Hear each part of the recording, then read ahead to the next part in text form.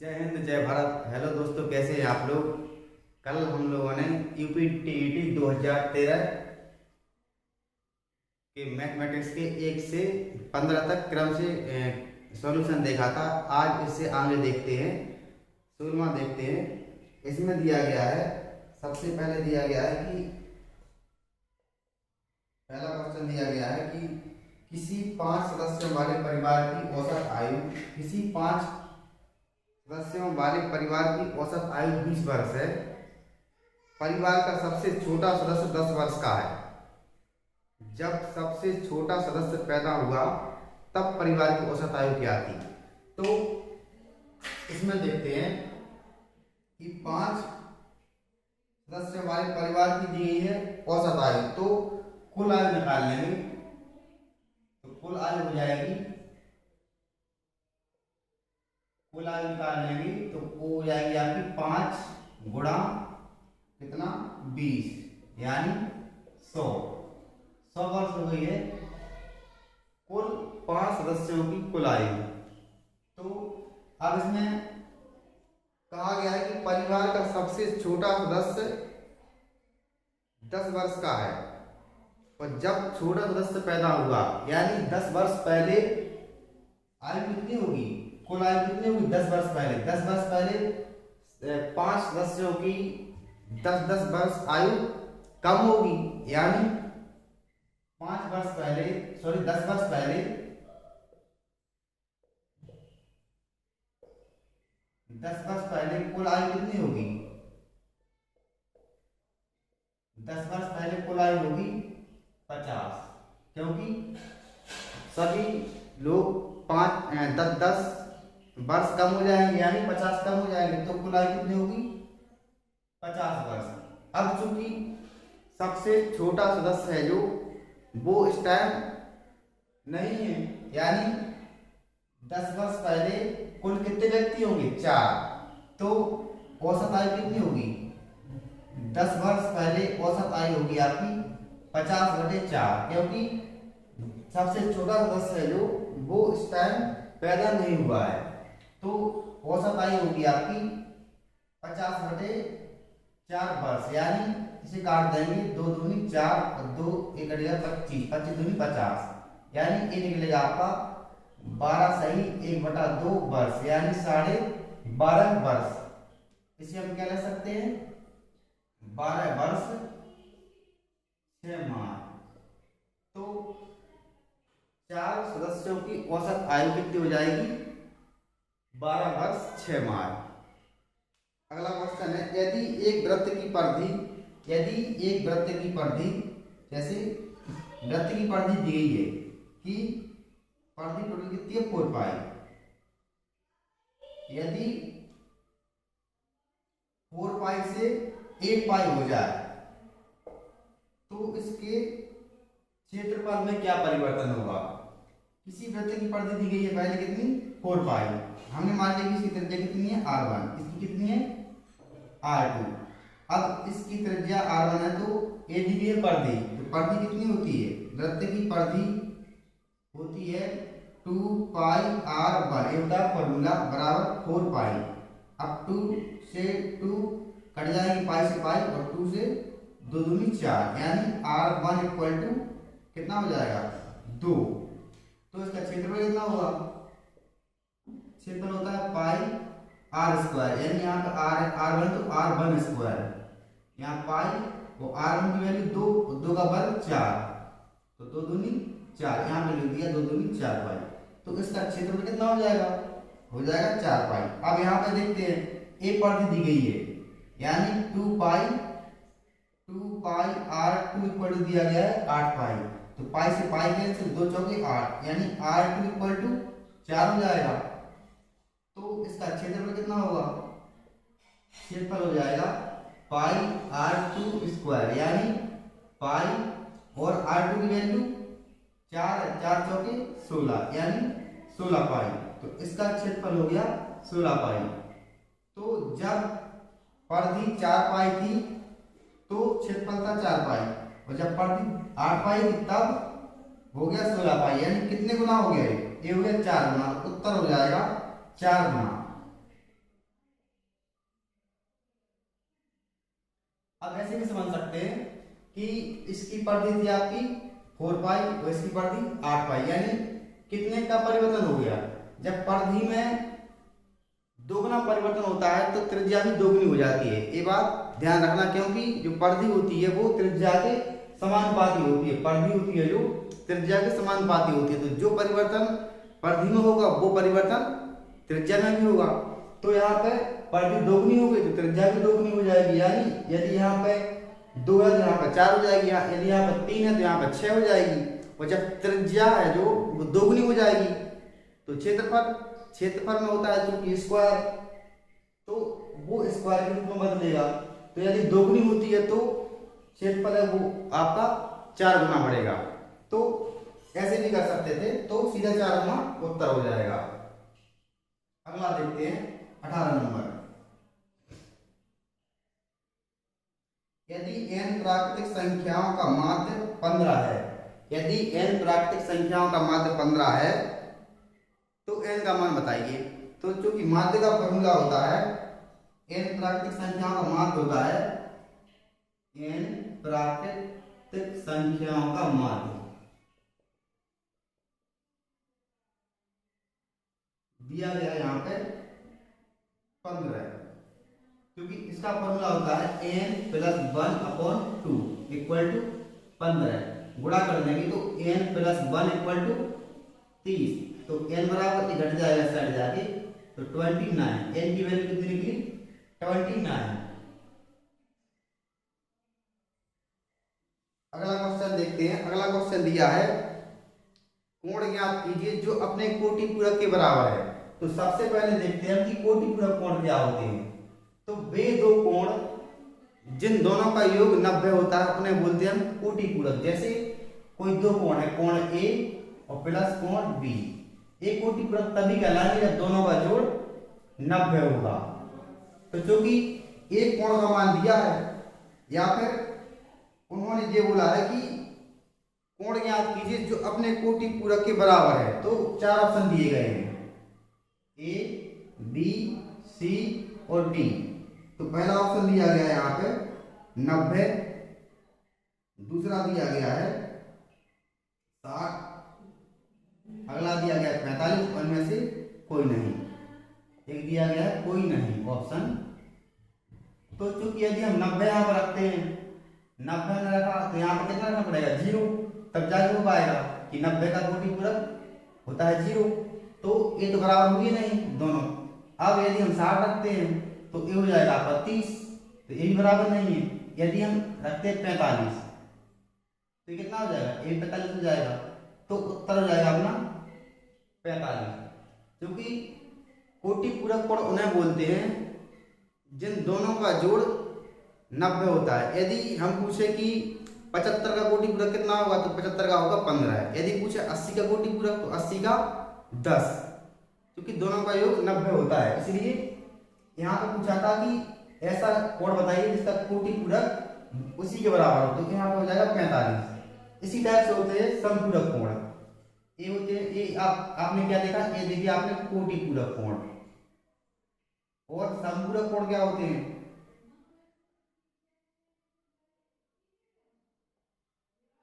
वे दो कोण जिनका योग 180 होता है। जैसे कोई दो कोण है, कोण A प्लस कोण B, इनका जो होता है 180। यदि हम पूछें कि 100 का समपूरक कोण कितना होगा तो 100 का होगा 80, 120 का 60 होगा। यदि पूछे कि 140 का समपूरक कोण कितना होगा, समपूरक कोणों का योग होता है 180 और कोटि पूरक का होता है 90। यदि पूछे 125 है जो 125 का समपूरक कोण कितना होगा तो 125 का समपूरक कोण, क्योंकि दोनों का जोड़ कितना होता है 180, यहाँ पर रख देंगे 125, घटा देंगे तो कितना बचेगा 55। यदि पूछे कि एक कोण दिया गया है 150 तो इसका समपूरक कोण कितना होगा तो घटा देंगे तो 30। तो कोटि पूरकों का दो कोटि पूरक कोण है जो वो तब कहलाते हैं जब दोनों का जोड़ 90 हो, और समपूरक कोण तब कहलाते हैं जब दोनों का जोड़ 180 हो। तो ये दोनों चीजें याद रखनी है, कोटि पूरक और समपूरक कोण।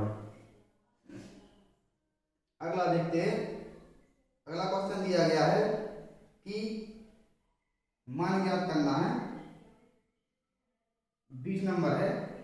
यहाँ पे दिया गया है कि c प्लस d रूट 7 बराबर दिया गया है 3 प्लस रूट 7 अपॉन 3 माइनस 4 रूट 7। इसमें ज्ञात करना है कि c प्लस d का मान बताइए। हमको बताना है कि c प्लस d का मान कितना होगा। तो यहाँ पे क्या करेंगे, यहाँ पे करते हैं, जब भी इस टाइप के क्वेश्चन आते हैं तो करते हैं परिमेयकरण। परिमेयकरण मतलब होता है कि यहाँ पे जो चिन्ह है इसे बदल के ऊपर नीचे गुणा करते हैं, यानी 3 प्लस 4 रूट 7 अपॉन 3 प्लस 4 रूट 7। तो क्या किया हमने, ऊपर नीचे हमने इसका परिमेयकरण कर दिया। अब क्या करेंगे, ऊपर का इसका गुणा इसमें करेंगे, इसका गुणा इसमें करेंगे। अब करते हैं इसके लिए, तो कैसे होगा, 3 का हमने इसमें किया तो 3 का 9, 3 का इसमें किया तो 3 रूट 7 प्लस इसका हमने इसमें किया तो 4 के 12 और रूट 7 जब प्लस इसका करेंगे इसमें तो रूट 7 इंटू रूट 7 होता है 7, तो ये हो जाएगा 7 और हो जाएगा 1 4 7 चौके 28 अपॉन ए। आप देखें यहाँ पर a minus B into A plus B, A लिखा है formula A square minus B square का, तो इसका वर्ग कितना हो जाएगा, इसका हो जाएगा 3 का वर्ग, यहाँ पर 4 रूट 7 का वर्ग हो जाएगा। अब यहाँ पे देखते हैं इसका वर्ग कितना हो जाएगा, इसका हो जाएगा 3 का 9, यहाँ पर हो जाएगा आपका 3 का 9 और यहाँ पे 4 चौके 16 और a है जो रूट 7 इंटू रूट 7 हो जाएगा, तो 16 सत्ते 112 हो जाएगा। अब देखते हैं यहाँ पे 28 और 9 ये दोनों जुड़ जाएंगे, 28 और 9 होता है आपका 37 प्लस यहाँ पे 12 और 3 15 रूट 7 अपॉन में ए 9 इसमें से घट जाएगा तो कितना बचेगा, ए बचेगा आपका 103 माइनस के 103, क्योंकि ये ज्यादा है तो माइनस के 103। अब क्या करेंगे, इसके लिए अलग से इसमें भाग लगा दिया हमने। यहाँ पे क्या था c प्लस डी रूट 7 बराबर इसका तो माइनस के 37 अपॉन 103 और माइनस के इसका इसमें लगा दिया तो 15 रूट 7 अपॉन 103। जब इनकी तुलना करेंगे हम तो c की वैल्यू कितनी होगी, ए वाली, और d की वैल्यू रूट 7 छोड़ के कितना बचा माइनस 115 बचे बटे माइनस 103, ये आपकी डी की वैल्यू हो जाएगी। तो हमको निकालना है सी प्लस डी, तो सी प्लस डी कितना हो जाएगा बराबर सी की वैल्यू माइनस के 37 बटे 103 और डी की वैल्यू माइनस के 15 बटे 103।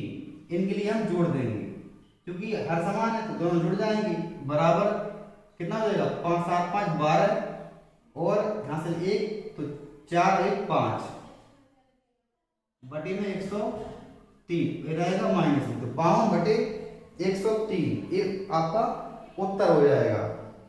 अब देखते हैं क्योंकि इसमें दिया गया था कि c plus d root 7 equal to दिया गया था a, तो क्या किया आपने, सबसे पहले हमने परिमेयकरण कर दिया। परिमेयकरण का मतलब होता है कि यहाँ पर जो भी चिन्ह दिया गया है इसका विपरीत चिन्ह लगा के ऊपर नीचे लिख देते हैं, फिर ऊपर का गुणा ऊपर कर दिया, नीचे का ए बन गया आपका a plus b into a minus b a square यानी 3 का वर्ग 9 और इसका वर्ग 4 चौके 16 और रूट 7 इंटू रूट 7 होता है तो 16 7 112 फिर 9 28 37 और 12 और 3 12 और 3 15 घटा दिया 103, इसका इसमें मान लगा दिया अलग से और इसका इसमें लगा दिया और तुलना कर दी, क्योंकि यहाँ पर सी लिखा है तो सी की वैल्यू इतनी है, यहाँ प्लस है तो यहाँ पे यदि प्लस मान लिया जाए यहाँ पे तो यहाँ पे ए आपका एक संख्या हो जाएगी आपकी, इस टाइप से लिख सकते हैं हम रूट 7, तो यानी सी की वैल्यू ए और डी की वैल्यू ए हो जाएगी तुलना करने पर, और रूट 7 से पता लगा रहेगा।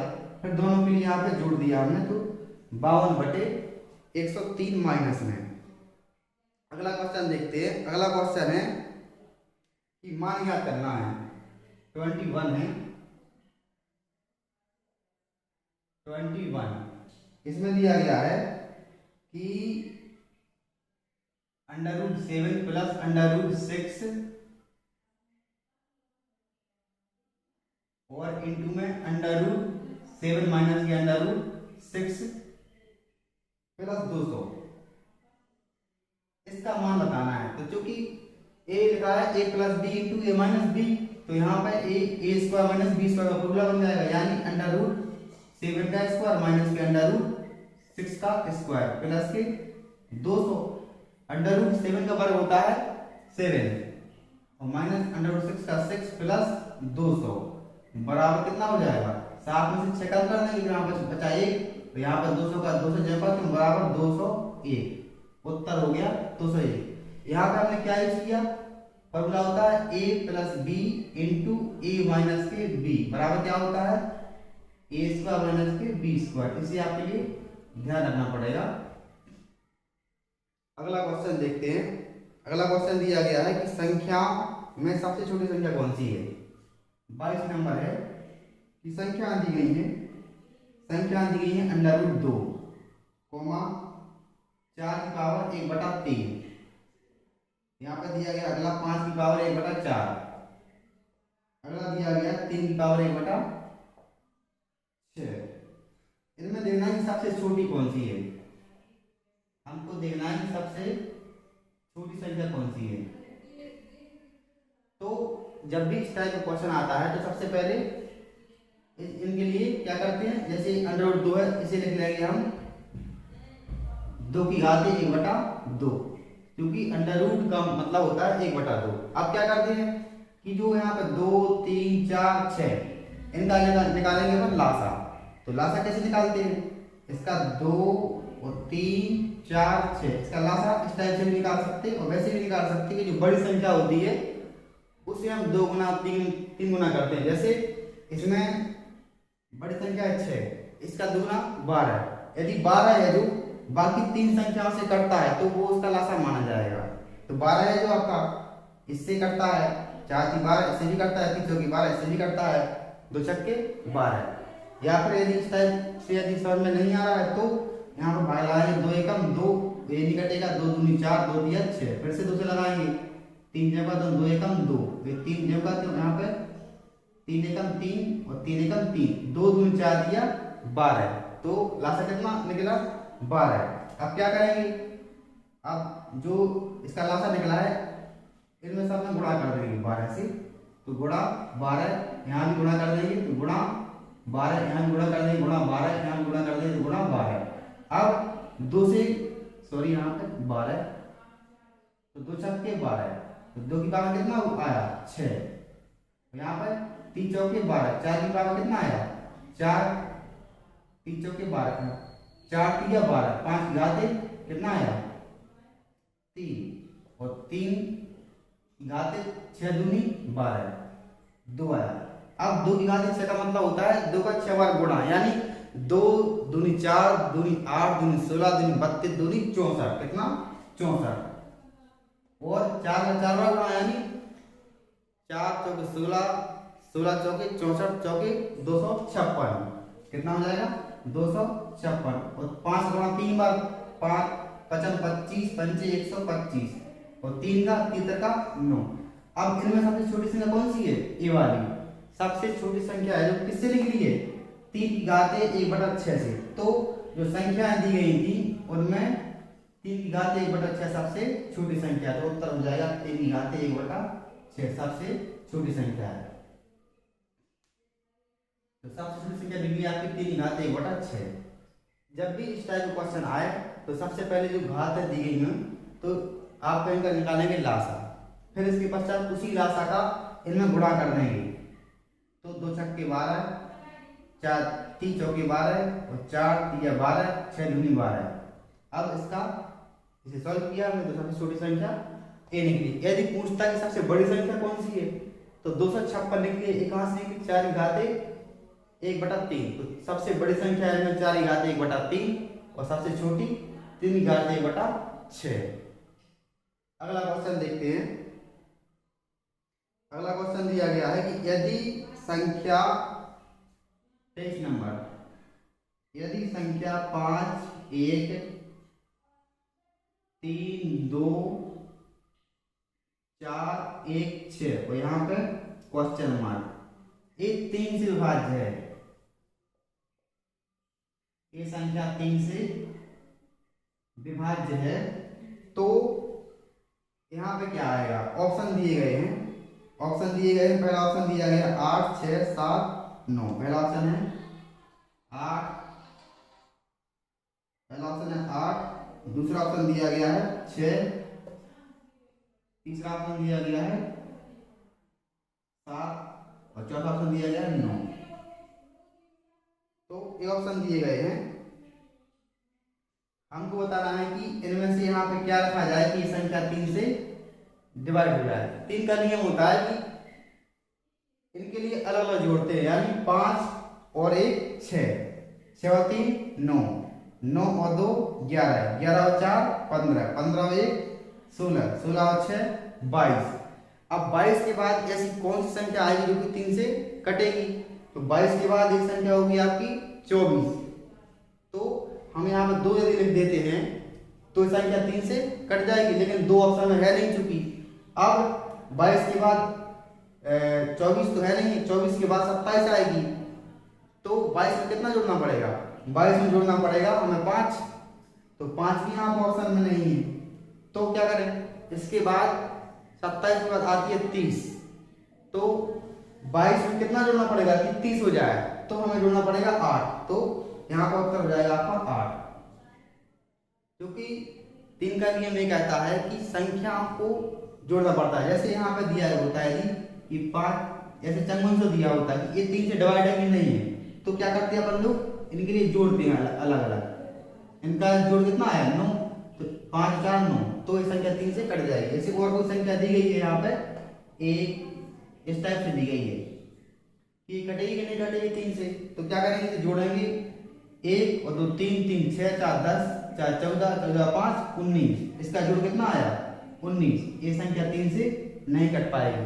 यदि ये पूछता कि यहाँ पे कोई स्टार बना देता, यहाँ पे कोई स्टार बना देता और बोलता कि यहाँ पे क्या लिखा जाए कि ये 3 से कट जाए, तो चूंकि इसका जोड़ कितना है 19, 19 के बाद यहाँ पे यदि 2 लिख दिया जाए तो 21 हो जाएगा, 30 आते 21। तो वो डिपेंड करेगा आपके ऑप्शन पे। यदि 2 लिखा है तो वो भी सही है, क्योंकि 24 भी कटेगी। तो यहाँ पे यदि ऑप्शन में 5 है तो 19 का इसका जोड़ था, 19 से 5 24, तो 5 सही होता। तो डिपेंड करता है वो ऑप्शन पे कि ऑप्शन में क्या दिया गया है। अगला क्वेश्चन देखते हैं।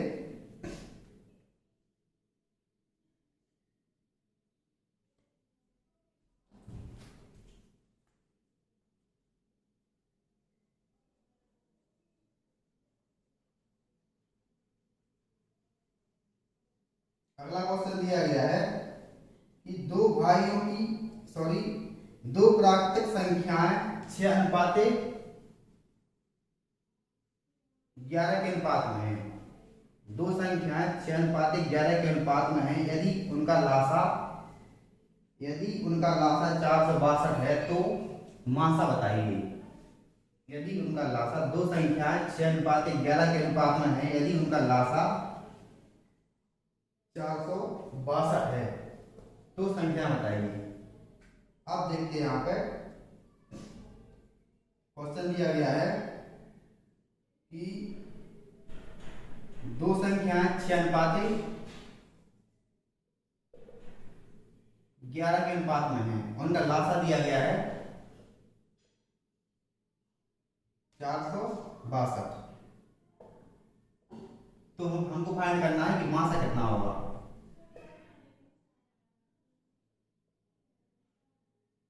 तो इसका मासा क्या होगा, तो चूंकि संख्या दी गई है 6:11 के अनुपात में, तो इसे हम लिख सकते हैं 6x और इसे 11x। अब क्योंकि मासा है, जो मासा होता है कि दोनों संख्या में कॉमन संख्या, तो दोनों में कॉमन क्या है आपका x, तो मासा कितना हो जाएगा x। ये पहली संख्या और ये आपकी दूसरी संख्या, और इसका लासा दिया गया था 462 और मासा होता है दोनों कॉमन, तो यहाँ पे x हो जाएगा। अब फॉर्मूला होता है कि पहली संख्या गुणा दूसरी संख्या बराबर लासा गुणा मासा, लासा गुणा मासा। एक फॉर्मूला होता है कि पहली संख्या गुणा दूसरी संख्या बराबर लासा गुणा मासा। तो यहाँ पहली संख्या कितनी है 6x और दूसरी संख्या 11x बराबर लासा कितना है 462 इंटू मासा कितना है x। x से x कैंसिल, यहाँ कितना बचा, यहाँ पे 11 से कट जाएगा, 11 चौक 44 और 11 दूनी 22, तो 11 से कितना बार कट गया 42 बार, यानी 6x बराबर कितना आ गया 42। तो x बराबर 6 7 42, x क्या था मासा, तो मासा की वैल्यू आई आपकी 7। यदि पूछता कि संख्या क्या अलग अलग, तो पहली संख्या कितनी हो जाती, गुणा करते यहाँ पर रखते हैं इसका मान, तो 6 7 42 और 11 7 77, पहली संख्या 42 दूसरी संख्या 77। यहाँ पूछा गया था कि मासा क्या होगा, संख्या का अनुपात दिया था 6:11, तो इसे 6x 11 ले लिया, लासा भी दिया गया था। अब चूंकि मासा होता है दोनों में कॉमन संख्या, तो कॉमन क्या है x, अब लगा दिया फॉर्मूला, पहली संख्या गुणा दूसरी संख्या बराबर लासा गुणा मासा। पहली संख्या 6x दूसरी 11x रख दिया यहाँ पे, 11 से काट दिया इसके लिए, 11 चौक 44 बचा 2 हो गया 22, 11 दूनी 22 और x से x काट दिया, फिर 6 से काट दिया 42, 6 7 42, तो a 7 क्या है, ए निकल के आया मासा। अगला देखते हैं, दो भाइयों की आयु का योग तथा अंतर दोनों ही रूट संख्याएं हैं। दो भाइयों की आयु का योग और अंतर दोनों रूट संख्या, रूट का मतलब होता है अभाज्य संख्या है। अभाज्य संख्या क्या होती है, सबसे पहले होती है 2, फिर 3, फिर 5, फिर 7, फिर 9 नहीं होती है क्योंकि 9 3 से कटती है, फिर होती है 11, 11 के बाद 13। तो रूट संख्या या फिर अभाज्य संख्या एक ही बात है, या फिर इंग्लिश में प्राइम नंबर। तो इसमें दिया गया है कि दो भाइयों की आयु का जोड़ तथा अंतर दोनों अभाज्य संख्या हैं। यदि बड़े की आयु 23 हो तो छोटे की आयु बताइए। अब यहां पे देखते हैं, एक क्वेश्चन नंबर था आपका, देख लेना इसमें, एक मिनट,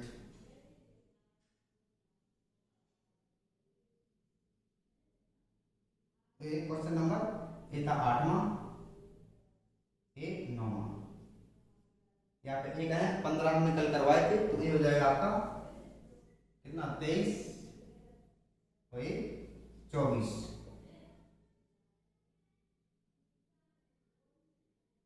तो इसमें दिया गया है कि बड़े वाले की उम्र दी गई है, बड़े कितने हैं, ये दी गया 23 दी गई है, 23 वर्ष का है बड़ा, और छोटा का हमें बताना है कि छोटा है जो इसकी उम्र कितनी होगी। ऑप्शन दिए गए हैं, पहला ऑप्शन दिया गया है 8 वर्ष, दूसरा ऑप्शन दिया गया है 12 वर्ष, तीसरा ऑप्शन दिया गया है 18 वर्ष, चौथा ऑप्शन दिया गया है 21 वर्ष। अब चूंकि हमको देखना पड़ेगा, जोड़ के देखना पड़ेगा, यदि हम 23 में जोड़ते हैं 8 तो कितना हो जाएगा, 23 और कितना होता है 31, 31 है जो दोनों का जोड़ है जो कितना हो जाएगा 31। और यदि अंतर निकालें, अंतर मतलब घटाना, तो अंतर कितना होगा, 23 में से घटाएंगे 8 तो कितना बचेगा 15। क्योंकि 15 है जो वो अभाज्य संख्या नहीं है यानी रूट संख्या नहीं है, तो पहला ऑप्शन गलत हो जाएगा। अब देखते हैं दूसरा ऑप्शन, दूसरा ऑप्शन है 12, 12 यदि हम जोड़ेंगे इसमें तो जोड़ कितना हो जाएगा, ये हो जाएगा आपका 3 2 5 और 2 1 3 35। तो चूंकि 35 है जो वो अभाज्य संख्या नहीं है, यहाँ पे अभाज्य संख्या आना चाहिए, तो दूसरा ऑप्शन भी गलत है। अगला देखते हैं 18, इसके लिए हम जोड़ेंगे तो 8 और 3 11 हासिल 1, तो 2 1 3 और 1 4 41, और घटाएंगे 23 में से घटाया 18 कितना बचा 5, तो जोड़ है जो 41 है, ये भी अभाज्य संख्या है, और अंतर है जो 5 है, ये भी अभाज्य संख्या है। तो दूसरे की है यानी छोटे की उम्र कितनी हो जाएगी 18 वर्ष। यदि इसके लिए भी देखना चाहें देख सकते, 23 और 21 कितना होता है 44, 44 है जो वो अभाज्य संख्या नहीं है, तो ये गलत हो जाएगा। तो यहाँ पे आपके लिए समझने वाली बात यह है कि रूट संख्या या अभाज्य संख्या है, यहाँ पे देखते हैं, इन्हीं के लिए बोलते हैं हम रूट संख्या है या फिर अभाज्य संख्या है। या फिर इन्हें बोलते हैं प्राइम नंबर, इंग्लिश में प्राइम नंबर।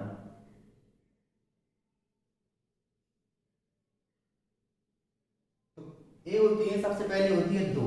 एक कई बार क्वेश्चन आया है कि पहली अभाज्य संख्या या रूट संख्या कौन सी होती है, तो ये होती है 2।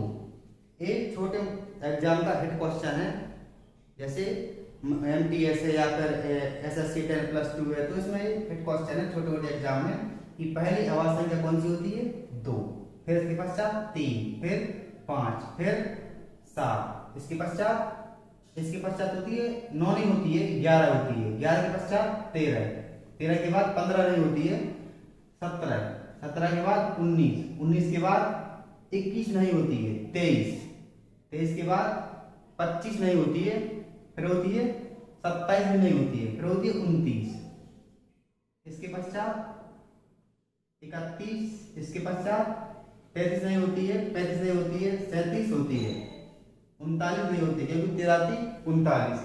तो इस टाइप से ये आगे बढ़ती चली जाएंगी। अब कभी कभी क्वेश्चन आता है कि 1 से 10 तक, 1 से 10 तक कुल कितनी अभाज्य संख्या होती हैं, तो होती है 4, 2, 3, 5, 7। और 10 से 20 तक, 10 से 20 तक कितनी होती है, ये होती है 4, 11, 13, 17 और 19। और इसके बाद यदि वो लोग पूछे कि 20 से 30 के बीच होती है 2, इसी टाइप से 30 से 40 के बीच होती है 2। तो कभी कभी पूछते हैं कि 1 से लेके 20 तक कुल कितनी होंगी, तो होगी 8। यदि पूछे 1 से लेके 40 तक, तो 4, 4, 8, 2, 10, 2, 12। तो एक कोड याद रखना, 44, 22, 32, 23, 21। ये जो कोड है 10 अंकों का, ये समझने की मोबाइल नंबर है, आभाज्य संख्याओं का मोबाइल नंबर। तो 1 से 10 तक है, जो 1 से 10 तक कुल आभाज्य संख्या कितनी होती है, 4। और 10 से 20 तक होती है 4। अभी हमने बताया है 1 से 10 तक कितनी है, 4, 10 से 20 तक 4। इसी टाइप से कितनी है आपकी 20 से 30, ये वाली है जो 20 से 30 तक आभाज्य संख्या कितनी होती, 2।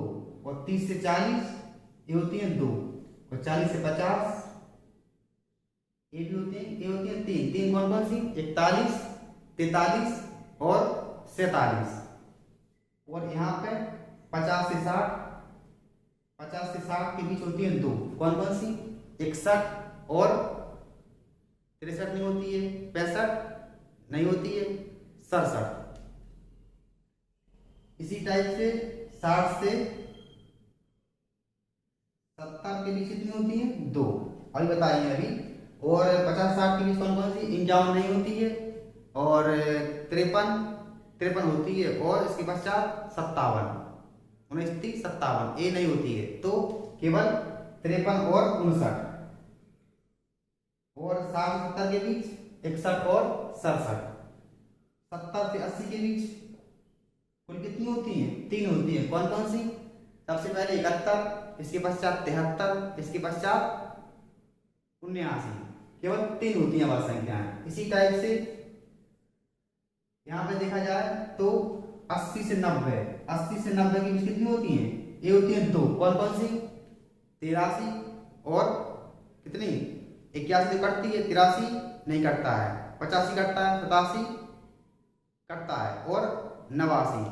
तो कौन कितनी होती है, केवल 2। कौन कौन सी आपकी, 83 और 89।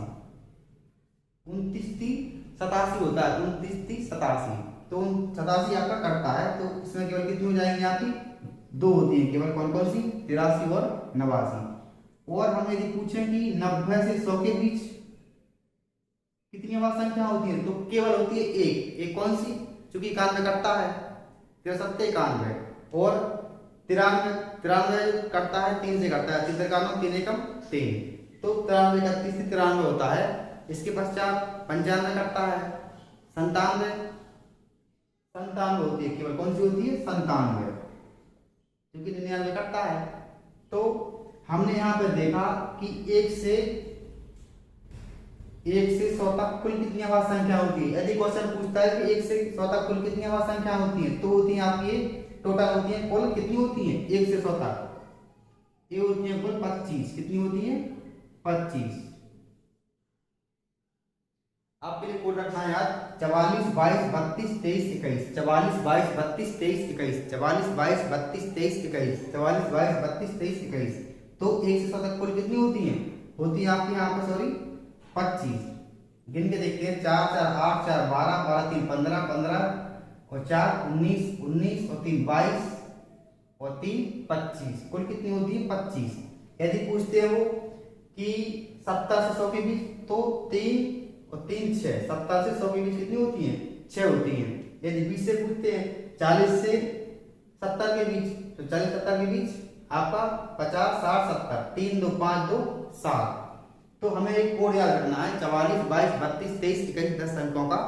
और फिर अभाज्य संख्या का क्वेश्चन कैसा भी आ जाए तो हम सॉल्व कर सकते हैं। अभाज्य संख्या के लिए रूट संख्याएं बोलते हैं और इनके लिए प्राइम नंबर भी बोलते हैं। अगला क्वेश्चन है,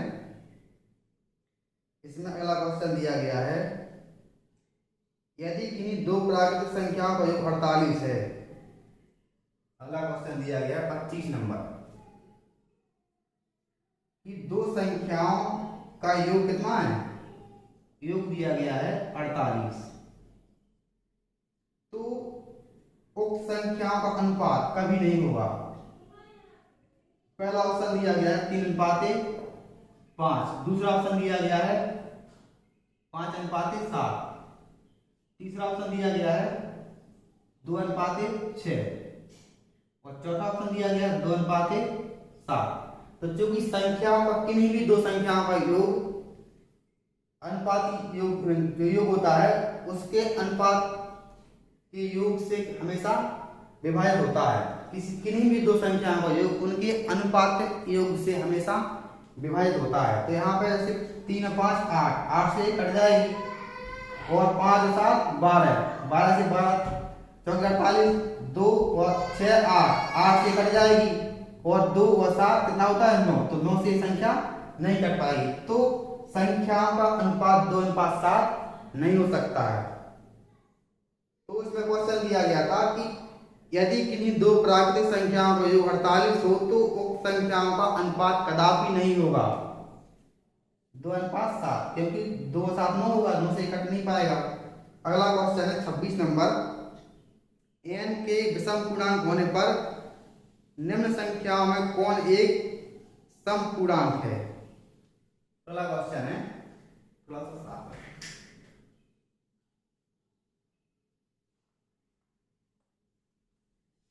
यहाँ पर देखना है कि यदि n विषम है तो निम्न में से कौन सम होगा। 4 ऑप्शन दिए गए हैं।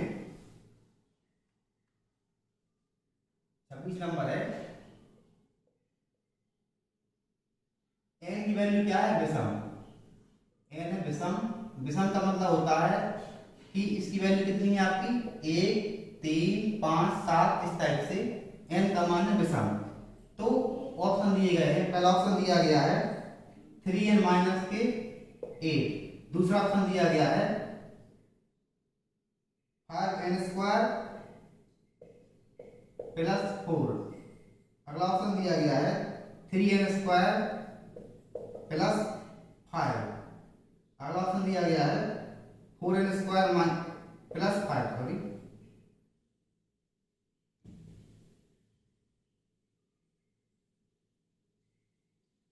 ये 27 नंबर है।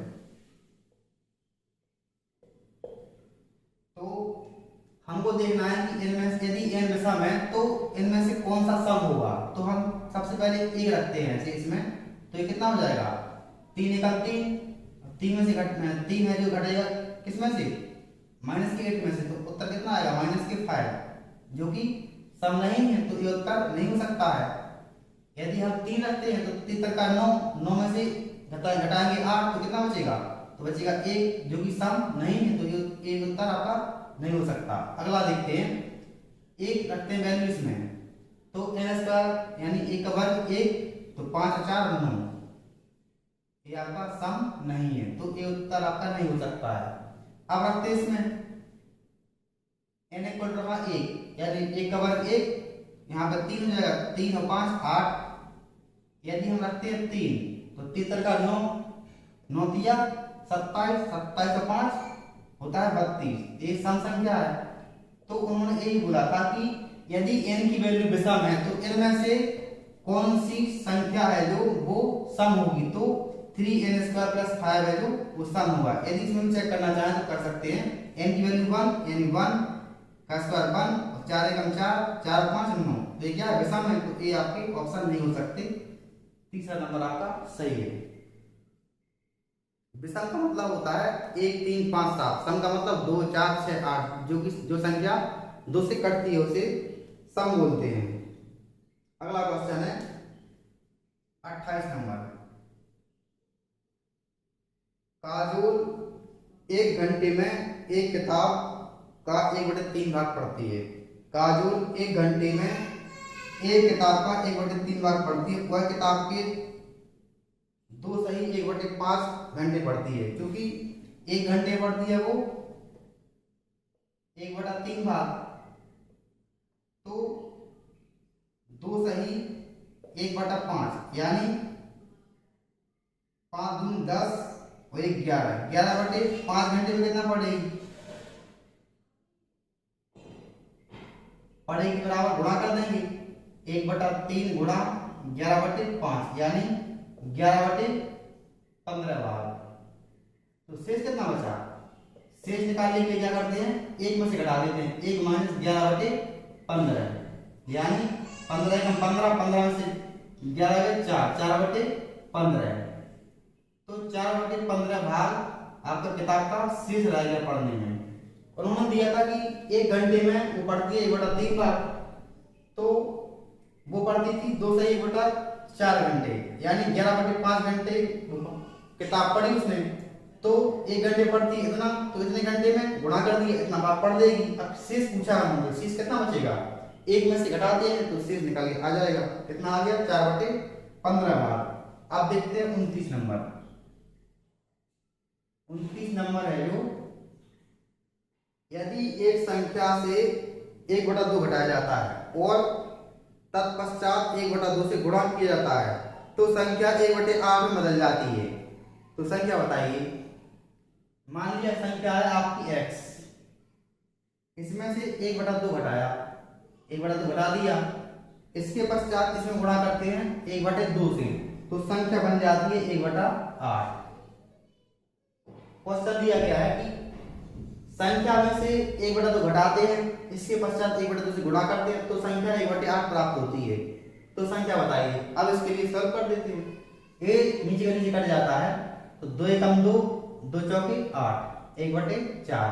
यहाँ कितना बचा, x - 1/2 बराबर 1/4। इसके लिए जाएंगे इस साइड, x बराबर 1/4, ये माइनस का है तो यहाँ पे प्लस का हो जाएगा। अब लेंगे लासा, 4 एकम 4 एक बार, 1 गुणा 1 में 2 दूनी 4, 2 गुणा 1 में 2 एकम 2 बराबर 3/4। तो संख्या क्या निकल के आई, 3/4। लास्ट क्वेश्चन है 30। 2 अंकों वाली संख्या के दोनों अंकों का योग 9 है। 2 अंकों वाली संख्या के दोनों अंकों का योग 9 है। यहाँ पे ऑप्शन देखने पहले 54, दूसरा ऑप्शन दिया है 27, तीसरा ऑप्शन दिया है 63, चौथा ऑप्शन दिया है 36। उन्होंने कहा है कि 2 अंकों वाली संख्या के अंकों का योग 9 है। 2 अंकों की सारी संख्या है यहाँ पे, और सबका अंकों का योग कितना है, 5 4 9, 2 7 9, 6 3 9, 3 6 9। 2 अंकों वाली संख्या के अंकों का योग 9 है, तो सभी संख्याओं के अंकों का योग 9 है। यदि संख्या में 27 जोड़ दिया जाए, उन्होंने कहा है कि यदि 27 जोड़ दिया जाए तो अंकों का क्रम पलट जाता है, यानी यदि 27 जोड़ने पर ए 4 5 45 प्राप्त होता है, तो ये आपका उत्तर सही है। 27 जोड़ देखते हैं, 27 जोड़ा हमने, तो 7 और 4 11, हासिल 1 6 और 2 8, एक क्रम आपका नहीं पलटा, पूरी संख्या ही पलट गई। तो आपका पहला ऑप्शन नहीं हो सकता है। अब इसमें जोड़ते हैं 27, तो 27 27 कितना होता है 54, जबकि हमें चाहिए था कितना 7 आगे और 2 पीछे, संख्या का क्रम पलटना चाहिए। अगला है जो इसमें जोड़ के देखते हैं 27 27 है जो इसमें जोड़ते हैं तो 7 3 10 हासिल 1 7 और 2 9, ये पूरी संख्या पलट गई आपकी, तो उत्तर बचा आपका डी, तो ये उत्तर हो जाएगा। आप लेकिन चेक कर दें 27 जोड़ा हमने तो कितना हो गया 7 और 6 13 की 3 हासिल 1 4 और 2 6। तो उन्होंने कहा था कि 2 अंकों वाली संख्या है उसके अंकों का योग तो कितना है 9 है, यानी 6 और 3 9 है। लेकिन यदि 27 जोड़ दिया जाए तो उसके जो अंकों का क्रम पलट जाता है, यानी 6 पहले आ जाता है और 3 बाद में, तो आपका ऑप्शन नंबर डी आपका सही हो जाएगा। तो इसमें हमने देखा कि जो शेष 15 क्वेश्चन थे सेकंड लेक्चर में हमने ये सारे के सारे देखे क्रम से।